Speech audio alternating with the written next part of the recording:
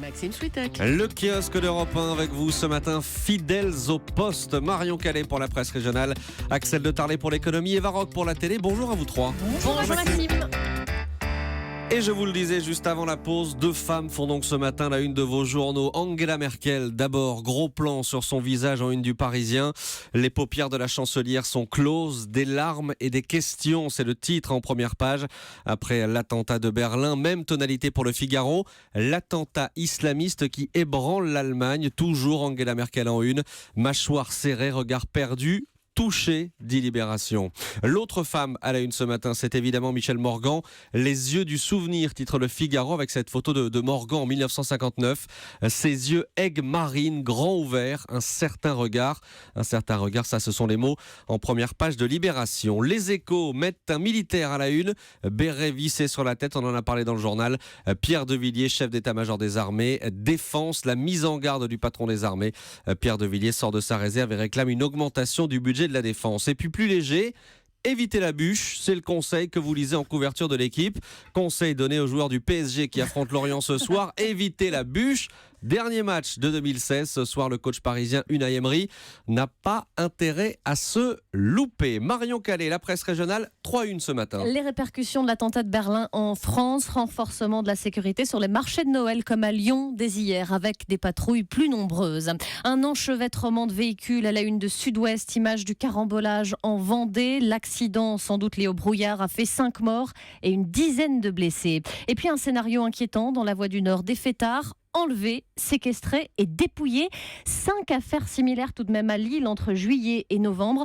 Un homme a été arrêté. Ouais, histoire inquiétante. L'histoire du jour, Marion, elle nous emmène à Marseille. Une histoire que la Provence compare à Tintin. C'est un peu, effectivement, Dupont et Dupont sur l'USS Eisenhower. Sauf que là, ils sont trois policiers municipaux qui ont retardé hier le départ d'un porte-avions américain. Un peu comme les fins limiers de la BD dans On a marché sur la Lune se retrouvent dans la fusée sans l'avoir prévu. Eh bien, eux, les 3 compères marseillais sont montés à bord du navire pour une petite visite. Peu après, ils ne se sont même pas rendus compte que le navire était en train d'appareiller. C'est l'état-major du bateau qui se serait aperçu de leur présence alors qu'ils franchissaient la passe nord du port. Impossible de faire demi-tour. Le temps de les débarquer, 1 heure de perdu pour l'USS Eisenhower. Il devrait y avoir du remontage de bretelles aujourd'hui du côté de la police municipale de Marseille, écrit la Provence. Les policiers ont été convoqués, mais l'affaire risque aussi de provoquer des remous côté américain, car en cette période d'attentat, il va falloir expliquer la présence de 3 personnes non autorisées, armées de surcroît, sur l'un des navires parmi les mieux surveillés au monde. En même temps, les 3 policiers municipaux ne faisaient sans doute pas le poids face au porte-avions. Merci beaucoup.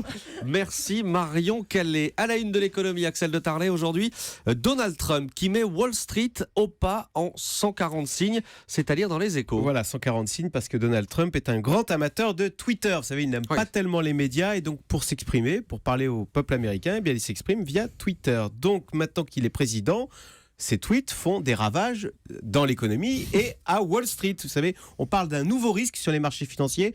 On parle du risque du tweet présidentiel. Ah, ça existe vraiment? Eh ben oui, la semaine dernière, on a eu un exemple. Il a tweeté pour dire qu'il était furieux contre l'avion de combat américain, le F-35, qu'il juge beaucoup trop cher. Sauf que le fabricant du F-35, il est coté à Wall Street, c'est Lockheed Martin. Immédiatement, flouf, Lockheed Martin a chuté de 3%, 4 milliards de valeurs boursières qui partent en fumée avec le tweet présidentiel.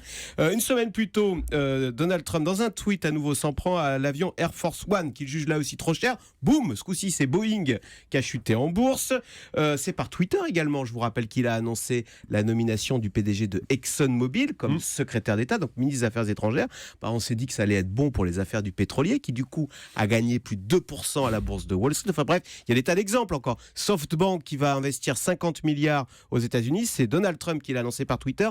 L'action SoftBank a gagné 12% en 3 jours. C'est vous dire si aujourd'hui un bon trader doit être abonné au compte Twitter de Donald Trump. Et je vais même vous dire plus loin, les sociétés de bourse vous savez, elles ont des logiciels automatiques qui traquent les mots. Eh bien, elles ont intégré le compte Twitter dans leurs algorithmes de Donald Trump. Alors, toute la difficulté, c'est de savoir interpréter les propos de Donald Trump pour être capable de miser automatiquement dans le bon sens Et donc ça suppose d'avoir bien compris ce que voulait dire Donald Trump dans son tweet. Alors je viens de vérifier, le dernier tweet de Donald Trump, il ne parle pas de nous, c'est dommage, ça aurait pu nous aider. Il parle de Carlos Slim, le multimilliardaire mexicain. Tous les deux s'étaient affrontés, chamaillés pendant la campagne présidentielle. Là, ils ont dîné ensemble, visiblement tout va bien. Bon, donc ça va pas tanguer à la bourse de Mexico. Non, voilà, c'est déjà ça de prix. Merci beaucoup Axel de Tarlet. À la télé ce soir, Eva Rock. Ce générique devrait vous donner. Ils ont remixé le générique de Parents mode d'emploi. Oui, uniquement pour un prime, parce que c'est ça ce soir. Parents mode d'emploi, ce générique, vous l'entendez tous les soirs après le journal de 20h sur France 2. Je suis fan. C'est un programme court, moi aussi, je reconnais. Eh bien, le programme court devient long le temps d'une soirée, mais reste tout aussi drôle. Vous savez, c'est le quotidien de la famille Martinet. Il y a les parents, les 3 ados, et puis ce sentiment qu'on a tous quand même vécu les mêmes scènes, comme les révisions du bac. Bon, alors à l'issue de la Première Guerre mondiale. Deuxième guerre mondiale. Ouais, c'est pareil. Bon, alors, l'URSS et le Royaume-Uni dirigé par Attends, me le dis pas, je le sais. Hein. Ça commence par Ah voilà, Che Guevara. Tu veux une claque? Churchill, non? Maman, c'est la même, ils fument tous les deux le cigare. Hein. Non mais Paul, tu ne sais rien, on est d'accord, c'est quand l'épreuve? Dans 5 jours, j'ai grave le temps. Ok, tu vas dans ta chambre pendant 5 jours, je veux plus te voir. Voilà, donc vous imaginez bien que c'est pas vraiment gagné pour Paul. Résultat, session de rattrapage au baccalauréat. Et alors là, toute la famille se met en ordre de marche pour l'aider, à commencer par son père. Bon, de toute façon, tout n'est pas perdu, là, c'est quand les euros? Dans 5 jours. 5 jours pour lui faire rattraper 100 points de QI, bon courage. Hein. Non, chez les Martinets, on est des battants, d'accord? Donc à partir de maintenant, c'est plus le bac de Paul, c'est le bac des Martinets. Hein, à partir de maintenant, on mange bac, on boit bac, on dort bac, on respire bac, on écoute bac, d'accord? Alors, le film, il est construit à partir d'une série de scénettes avec pour fil rouge comment contourner la carte scolaire pour que leur fille soit dans le meilleur établissement et faire en sorte que Paul obtienne son bac. Je vous dirai pas la fin.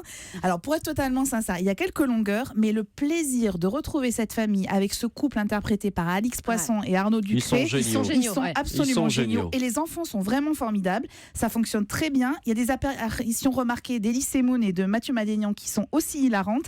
C'est vraiment le divertissement qui fait du bien aux zygomatiques. Et alors là, pour le coup, vraiment, regardez-le en famille. Et voilà, vous regardez ça ce soir, 20h55 sur France 2, Parole mode d'emploi, le film, carrément, le film, c'est le choix d'Eva Rock.